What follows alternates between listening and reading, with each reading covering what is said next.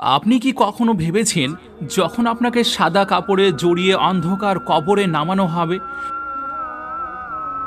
যখন মাটির প্রথম মুঠোটি আপনার মুখের উপর পড়বে, আর যখন শেষ মানুষটি কবরের কিনারা থেকে ফিরে যাবে, তখন আপনি একা থাকবেন, সম্পূর্ণ একা। ভাবুন তো, সেই অন্ধকার কবরে যেখানে আলো নেই, শ্বাস নেওয়ার মতো কোনো জানালা নেই, কেবল নীরবতা, কেবল ওই অন্ধকার। তাহলে সেখানে প্রথম 24 ঘন্টা কেমন কাটবে? আপনি কি কখনো ভেবেছেন কবরের প্রথম মুহূর্তটা কেমন হবে? কবরের প্রথম রাতটা কেমন হবে? সেখানে কি শান্তি থাকবে নাকি শাস্তি? সেখানে কি সুগন্ধ থাকবে নাকি আগুনের শিখা? আজ আমরা জানব কবরের প্রথম 24 ঘন্টা নিয়ে, সেই মুহূর্তগুলো নিয়ে যা প্রতিটি মানুষকে পার করতে হবে, সে রাজা হোক বা ফকির, সৎ হোক বা পাপী। একবার ভাবুন তো, সেই মুহূর্তের সময়কে যখন আপনার জানাজা প্রস্তুত হবে, মা কাঁদবেন, স্ত্রী চিৎকার করবেন, সন্তানরা আপনার বুকের উপর মুখ গুঁজে কাঁদবে। কিন্তু শুনুন, কেউ আপনাকে থামাতে পারবে না, কেউ আপনাকে নিজের কাছে রাখতে পারবে না, কারণ তখন আপনার সময় শেষ হয়ে যাবে। তারপর আসবে সেই ভয়াবহ মুহূর্ত যখন 4 জন মানুষ আপনাকে তাদের কাঁধে তুলে নেবে। হাজার মানুষের ভিড়ের মধ্যে দিয়ে আপনি যাচ্ছেন, কিন্তু আশ্চর্যের বিষয় হলো সবাই সঙ্গে থাকলেও আপনি একেবারে একা। সবাই আপনাকে নিয়ে চলেছে, কিন্তু আপনি কিছুই বলতে পারছেন না। আপনার মুখ বন্ধ, হাত পা নিস্তেজ, আর আপনি বুঝতে পারছেন সব শেষ। এবার শুনুন সবচেয়ে ভয়ানক মুহূর্ত। যখন আপনাকে কবরে নামানো হবে, সাদা কাফনে মোড়া আপনার দেহটি 4 জন মানুষ কবরে নামাবে। কিছু মুহূর্তের জন্য ঘন অন্ধকার, ঠান্ডা মাটি আর নিস্তব্ধতা ছড়িয়ে পড়বে চারিপাশে। তারপর এক কণ্ঠ ভেসে আসবে, মাটি দাও। প্রথম মুঠো যখন আপনার মুখে পড়বে, তখন আপনার হৃদয় কেঁপে উঠবে। তারপর দ্বিতীয় মুঠো, তারপর তৃতীয়, আর ধীরে ধীরে সবাই ফিরে যাবে। আপনি কি কখনো ভেবেছেন যখন সবাই ফিরে যাচ্ছে, তখন আপনি কবরে কি অনুভব করবেন? যখন আপনার নিজের কানে শুনবেন মানুষের পদচারণ শব্দ দূরে মিলিয়ে যাচ্ছে, তখন আপনার অন্তর থেকে একটি আওয়াজ উঠবে, এখন আমি সম্পূর্ণ একা, একেবারে সম্পূর্ণ একা। প্রথম মুহূর্ত থেকে কবরের ভিতরের ভয় আপনাকে আচ্ছন্ন করবে। অন্ধকার, নীরবতা, সংকীর্ণ জায়গা, নেই বাতাসের ঝোঁকা, নেই কারোর সঙ্গ। ভাবুন, যে হৃদয় দুনিয়ার কোলাহলে কখনো নিঃশব্দ হয়নি, আজ সে ডুবে যাবে এমন গভীর নীরবতায় যে শুধু নিজের হৃদয়ের ওই ধ্বনি শোনা যাবে। আপনি কি কখনো কল্পনা করেছেন কবরের প্রথম রাতের কথা? আপনি কি কখনো ভেবেছেন যখন আপনার সঙ্গে কেউ থাকবে না, তখন আপনার অবস্থা কেমন হবে? প্রথম মুহূর্তে কবর নিজের নিয়ন্ত্রণে নিয়ে নেবে। নেককার মানুষের জন্য কবর প্রশস্ত হয়ে যাবে, তা ঠান্ডা ও আলোকিত হবে। কিন্তু পাপীর জন্য কবর এতটাই সংকীর্ণ হবে যে তার পাঁজর একে অপরের ভিতরে ঢুকে যাবে। আর এটাই সেই মুহূর্ত যেখান থেকে শুরু হবে প্রকৃত জীবন। দুনিয়ার সম্পদ, স্বপ্ন, ইচ্ছা সবকিছুই পিছনে পড়ে থাকবে, আপনার সঙ্গে থাকবে শুধুই আপনার আমল। একবার চিন্তা করুন, আপনি কি কখনো ভেবে দেখেছেন কবরের ভিতরে আপনার সঙ্গে কে থাকবে? হবে কি তা সেই কোরআন যা আপনি পড়েছিলেন? হবে কি তা সেই নামাজ যা আপনি আদায় করেছিলেন? হবে কি তা সেই দান যা আপনি গোপনে করেছিলেন? নাকি থাকবে সেই পাপগুলো, সেই প্রতারণা, সেই মিথ্যা, সেই নামাজগুলো যা আপনি ছেড়ে দিয়েছিলেন, সেই অন্যায় যা আপনি করেছিলেন? তাহলে সেগুলো কি আপনার সঙ্গে থাকবে না? কবরের প্রথম 24 ঘন্টায় ঠিক করবে আপনার পরিণতি, তার শান্তি হবে নাকি শাস্তি। একবার ভাবুন, যখন কবরের দরজা বন্ধ হয়ে যাবে, তখন থাকবে না কোনো মোবাইল, কোনো বন্ধু, কোনো আইনজীবী। সেখানে থাকবেন শুধু আপনি এবং আপনার কর্ম। আর এটা সেই মুহূর্ত হবে যখন মানুষ ভাববে, হাই, যদি আমি দুনিয়ায় ভালো কাজ করতাম, ওহ, যদি আমি গুনাহ থেকে বাঁচতাম, হাই, যদি আমি পরকালের প্রস্তুতি নিতাম। কিন্তু শুনুন, সেখানে আফসোসের কোনো মূল্য নেই। সেখানে থাকবে শুধু অনুশোচনা, থাকবে চোখের জল, কিন্তু থাকবে না আর কোনো সুযোগ, না ফিরে আসার কোনো অনুমতি থাকবে সেখানে। এটাই হলো কবরের প্রথম 24 ঘন্টা, যা হয়তো জান্নাতের বাগানের সুগন্ধ হয়ে উঠবে, নয়তো জাহান্নামের আগুনের দরজা হয়ে যাবে। একবার ভাবুন, কবরের গভীর নীরবতার পর প্রথম মুহূর্তটা কেমন হবে? যখন হঠাৎ মাটি কেঁপে উঠবে, অন্ধকারের মধ্যে বিদ্যুতের মতো এক ঝলক আলো দেখা দেবে, আর তখন কবরের দেওয়াল চিরে দুই ফেরেশতা মুনকার ও নাকির প্রবেশ করবেন।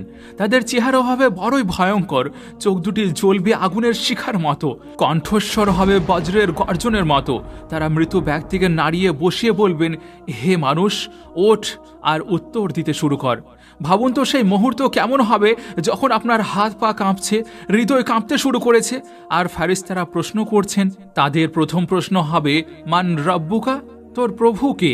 দ্বিতীয় প্রশ্ন হবে, মান দীনুকা, তোর ধর্ম কি? আর তৃতীয় প্রশ্ন হবে, মান নাবিয়ুকা, যিনি তোদের কাছে প্রেরিত হয়েছিলেন তার বিষয়ে তুই কি বলবি? এবার ভাবুন, সেই স্থানে কোনো বই থাকবে না, কোনো কাগজ বা সাহায্যও থাকবে না, আর সেখানে না কোনো শিক্ষক থাকবেন। সেদিন শুধুমাত্র আপনার আমলেও হবে আপনার জবাব। কিন্তু জানেন, তখন নেককার মানুষের হৃদয় নিজেই বলে উঠবে, রব্বি আল্লাহ, দীনি ইসলাম, নবী মুহাম্মদ, আমার প্রভু আল্লাহ, আমার ধর্ম ইসলাম, এবং হজরত মুহাম্মদ মুস্তাফা সাল্লাল্লাহু আলাইহি ওয়াসাল্লাম আল্লাহর প্রেরিত রাসূল। এই উত্তর দেওয়ার সঙ্গে সঙ্গে তার মুখে প্রশান্তি ছড়িয়ে পড়বে। ফেরেশতারা হাসি মুখে বলবেন, তুমি সত্য বলেছ। তখন তার কবর প্রশস্ত হয়ে যাবে, জান্নাতের জানালা খুলে যাবে, আর সেখান থেকে আসতে শুরু করবে সুগন্ধি বাতাস। তখন তাকে বলা হবে, ঘুমাও শান্তিতে, যেমন এক নববধূ তার স্বামীর অপেক্ষায় প্রশান্তিতে ঘুমায়। কিন্তু অন্যদিকে পাপীর হৃদয় কেঁপে উঠবে, জিহ্বা জড়িয়ে যাবে, সে কথা বলতে চাইবে কিন্তু কিছুই বলতে পারবে না। কখনো বলবে মানুষ বলতো এমন একজন আছে, আবার কখনো বলবে আমি জানি না। আর তখন ফেরেশতারা বজ্রের মতো গর্জে উঠবেন, না তুই তোর প্রভুকে চিনেছিস, না তোর ধর্মকে বুঝেছিস, আর না তোর রসুলকে মেনেছিস।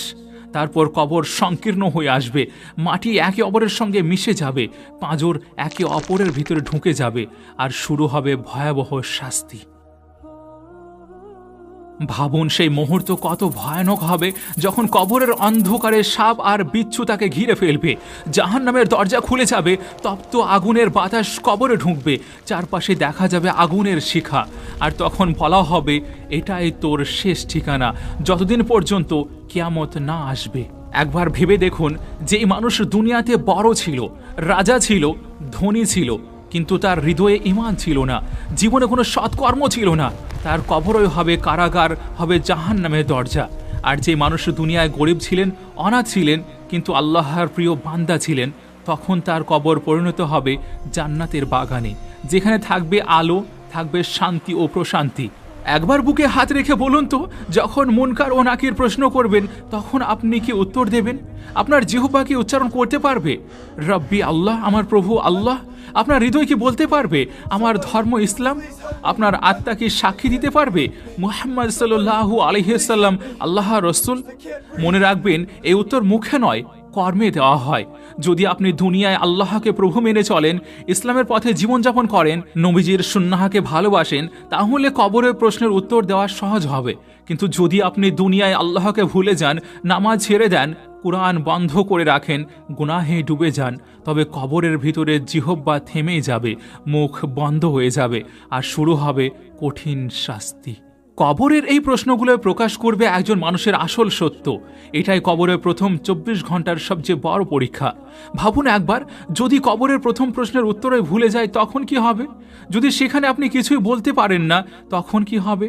তবে দুনিয়ার সমস্ত সম্পদ, খ্যাতি, সম্পর্ক কিছুই কি তখন আপনাকে বাঁচাতে পারবে না? সেখানে থাকবে শুধুই আপনার ঈমান আর আমল। আর যদি কেউ পাপী হয়, তাহলে কবর পরিণত হবে অন্ধকার, আগুন, সাপ, বিচ্ছুর ভরা এক ভয়ঙ্কর গর্তে। তাই আমার প্রিয়জনেরা, এখনই আপনার হৃদয়কে দৃঢ় করুন, কারণ আপনি যা শুনতে যাচ্ছেন তা কোনো কাহিনী নয়, এটি বাস্তব সত্য, যা প্রতিটি মানুষকে একদিন সম্মুখীন হতে হবে। এটি আপনাকে রাতের নিস্তব্ধতা অস্থির করে তুলবে।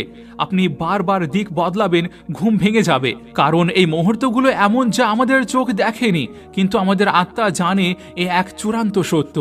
ভাবুন তো, কবরের প্রথম 24 ঘন্টা কেটে গিয়েছে, জানাজা শেষ, লোকজন দোয়া করে চলে গিয়েছে, চারিদিক নিস্তব্ধ, কবরস্থানের বাতাস থমকে আছে, আর সেখানে আপনি একদম একা।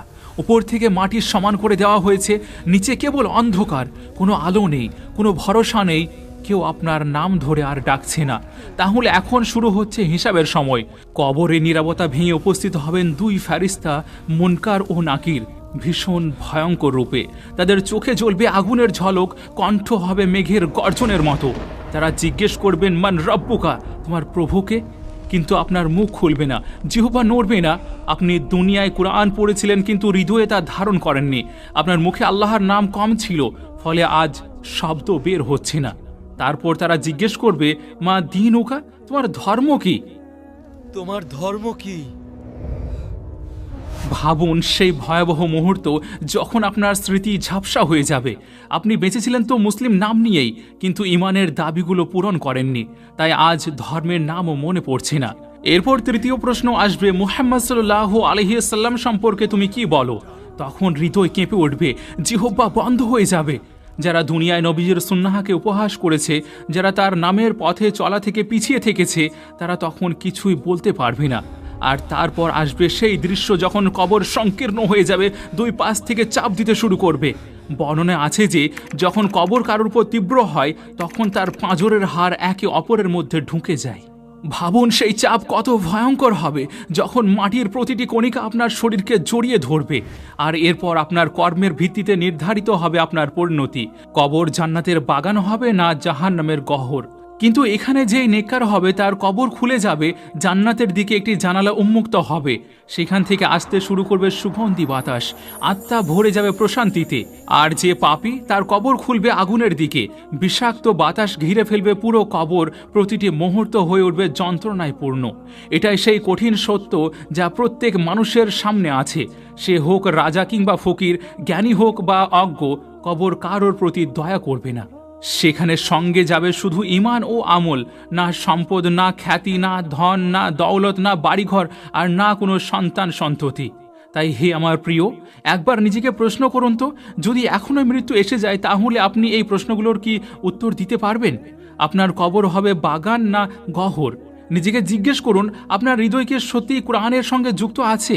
আপনার জিহ্বা কি নবীজির সুন্নাহর স্বীকৃতি দেয়? আপনার আমল কি আপনার ইমানের সাক্ষ্য বহন করবে? যদি উত্তর হ্যাঁ হয়, তবে আনন্দিত হন, আপনার কবর জান্নাতের দ্বার হয়ে উঠতে পারে।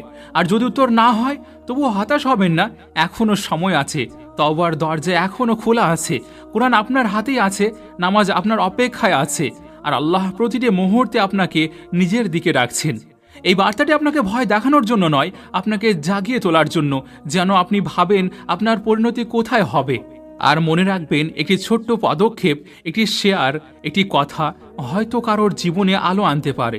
তাই শুধু দেখেই থেমে যাবেন না, ছড়িয়ে দিন, প্রচার করুন, কারণ হয়তো এই একটি মাত্র কাজই আপনার ক্ষমা পাওয়ার মাধ্যম হয়ে দাঁড়াবে, ইনশাআল্লাহ। তো আজকের জন্য শুধুমাত্র এই পর্যন্তই। ভিডিও ভালো লাগার সবচেয়ে খুব সুন্দর ইজাহার হলো ভিডিওটিকে লাইক করে আপনার প্রিয়জন এবং ফ্যামিলির মাঝে অবশ্যই শেয়ার করুন। আর এমন ভিডিও আরও দেখার জন্য আমাদের চ্যানেলটিও সাবস্ক্রাইব করে রাখতে পারেন। আপনাদের সঙ্গে আমি নাহিদ, আমাদের সঙ্গে জুড়ে থাকার জন্য শুকরিয়া।